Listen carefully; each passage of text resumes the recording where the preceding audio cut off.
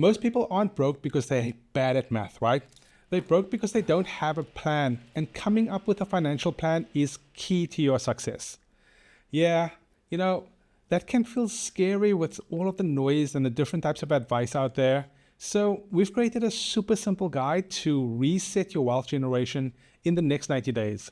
And by the time we're done, you'll have a rock solid system to build your wealth and to jumpstart your financial journey. We are going to dive into everything from reviewing where you are right now to investing and to how to prioritize your cash when you get paid and cutting down your biggest expenses. Ready to build your wealth? Let's go. So I've divided this video into 12 different weeks. So let's start with week 1, knowing your numbers. The first thing we got to get brutally honest about is where your money is going and how much is coming in. Every successful business on the planet knows their revenue and their expenses. Over the next 12 weeks, we are going to treat your life like a successful business. Here's the simple plan of action. Pull up your last 3 months of statements, bank accounts, credit cards, debt payments, all of it, right? Get it all in front of you visually, pull it up on the screen. Next, we are going to categorize every single expense into buckets. Fixed expenses, these are your non-negotiables like rent, utilities, car payments, subscriptions, groceries. Then we've got the discretionary bucket. These are your wants, your eating out, your travels, your shopping, everything that's not essential for your everyday survival. And the third bucket is going to be, debt payments. These are the student loans, credit cards, you name it. And of course, those dreaded car payments that you make to impress people that you don't even like, right? Throw all of this into the spreadsheet that we provided, which you can download in the description of this video, or just comment, know your numbers, and we will send it to you. The goal here is to see where you're overspending and where you might not be spending enough. By the end of week 1, you'll know your average monthly spend per category. You will also know the surplus or deficit that you have left at the end of the month. This is your net profit or net loss from the business that we call your life, right? Trust me, this exercise will open your eyes to your spending and saving habits. You might just realize that you're bleeding money on Ubers or some forgotten goddamn description, right? Do this and we'll set you up for week 2, which we're about to dive into. Okay, we're on week 2, and this week I like to call trimming the fat. Week 2 is all about cutting the fat, going after those low-hanging fruits to save you the most cash. Go through your expenses from the largest to the smallest. Look at every single category and ask yourself, can I cut this by 10 to 30% over the next 90 days? Can you get your total monthly spending down by 10 to 30%? There's a couple of categories that we need to think about here, right? Rent is usually the biggest, and it's the toughest to cut immediately. While you can try and negotiate with your landlord or even move to cheaper accommodation, I know that this is not always an option for many people. So let's look elsewhere for savings. Take Ubers, for example. If you're spending $200 a month on rides, ask yourself why. Are there other means of getting from place A to place B? By identifying and being aware of what you are spending your money on, it's easier to take proactive measures to cut in these categories or even to eliminate them completely. You may want to consider using public transport or walking to just start cutting these expenses, right? We lived in London and in San Francisco, and we would buy a coffee every morning on our way to work and then another in the afternoon, as the office coffee just wasn't good. When we did this week 2 exercise, we realized that we were spending on average $600 per month on coffee between the two of us. Yikes is right. We instead opted to buy a really good coffee machine, make our coffees at home and take them to work. This saved us approximately $4,500 per year. Yes, $4,500 per year, and we are coffee snobs. Car insurance and payments are another hefty monthly expense, which is another easy target to just kind of look at, right? Most people don't shop around by comparing offers from one provider and the other provider, right? And by doing this, you could save yourself $100 to $200 per month. I'm going to add some links to websites that is going to be in the downloadable attached that you will find in the description of this video somewhere, right? The other one is shopping and eating out are also ripe areas for cutting costs. Ask yourself, could you do with a little bit less eating out? And that could add another $50 to $100 in monthly savings, right? And then look at subscriptions as well. There are some subscriptions that we don't even use anymore. So cancel the ones that you don't use at all. Myself and Michelle did this exercise last week, hence this video. We needed another mobile line for our son.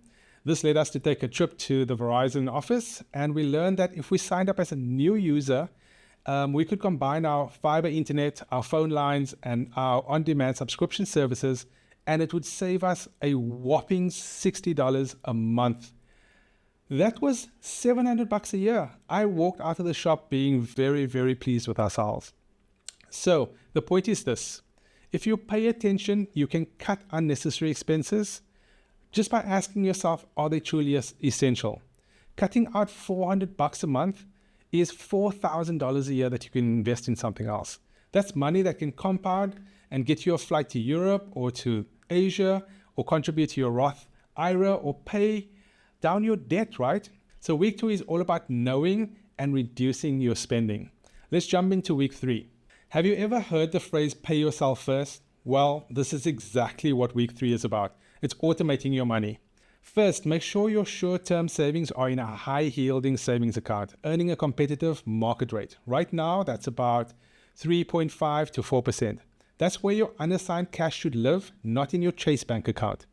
An extra 3 to 4% on $10,000 is easy $400 a year, just for taking 5 minutes to set up a high-yielding interest account.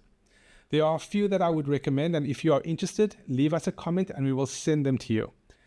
Then, set up automatic transfers. Whenever you get paid, a certain percentage of your paycheck should automatically go towards your goals.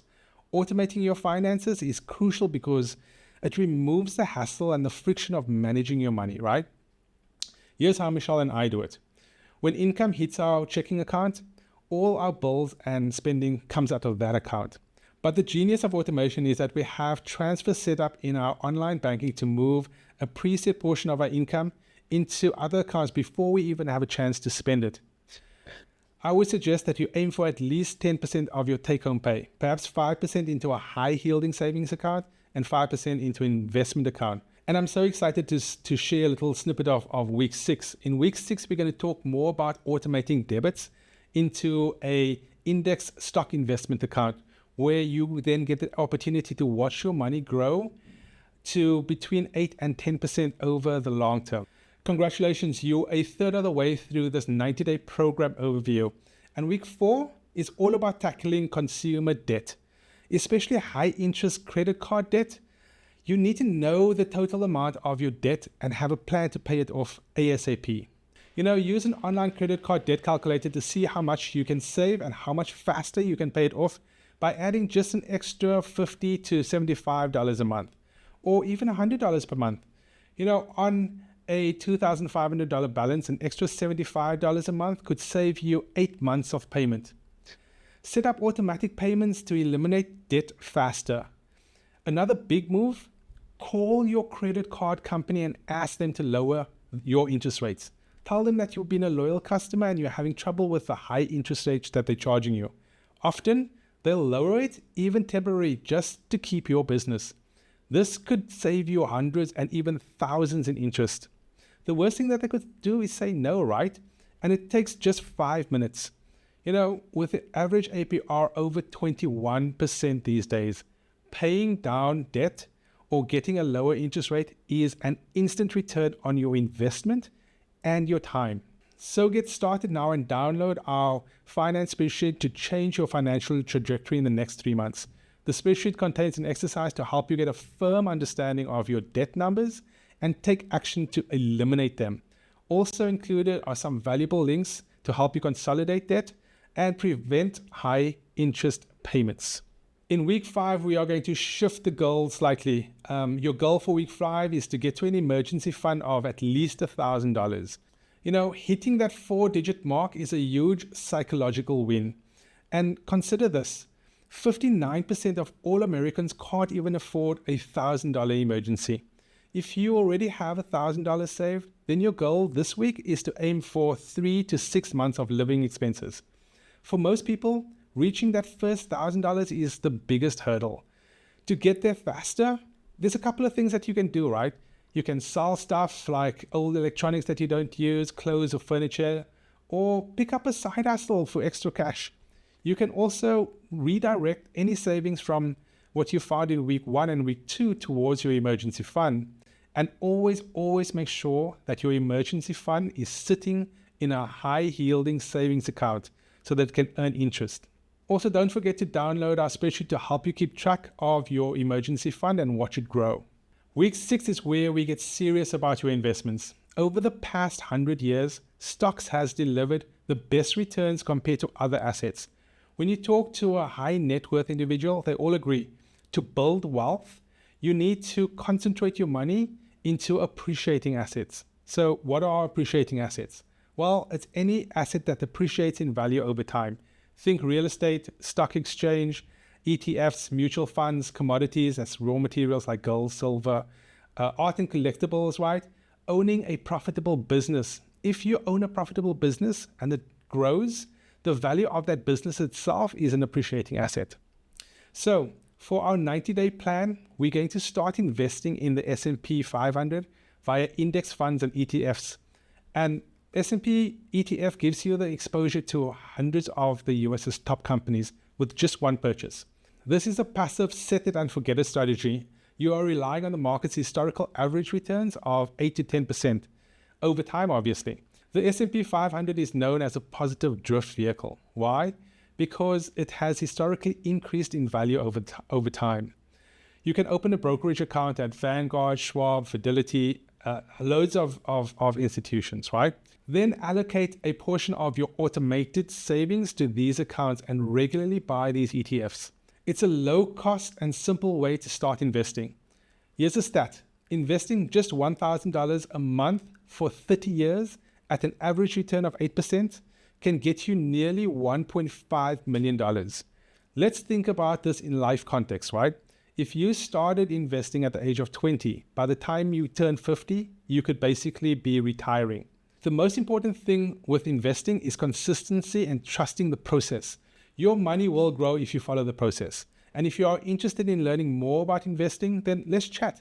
Comment ETF investing and we will send you more information about our 3 favorite buckets for ETF investing. We've talked a lot about cutting expenses, but in week 7, it's all about increasing your income. And you've got a few options here. 1, ask for a raise, especially if you haven't got one in over a year or 2. Inflation is eating away at your purchasing power and you should get one. Research salaries online and present your case. Even if you don't get it, you asked. And sometimes job hopping every couple of years can boost your salary by 30 to 40%. Number 2, start a side hustle. Freelance, sell some goods or services on the marketplace, or offer a service like dog walking or DoorDash, right? And number 3, learn a high income skill. AI marketing, for example, video editing, sales, design. These skills can significantly increase your earning potential. The goal of week 7 is to focus on growth and become a lifelong learner.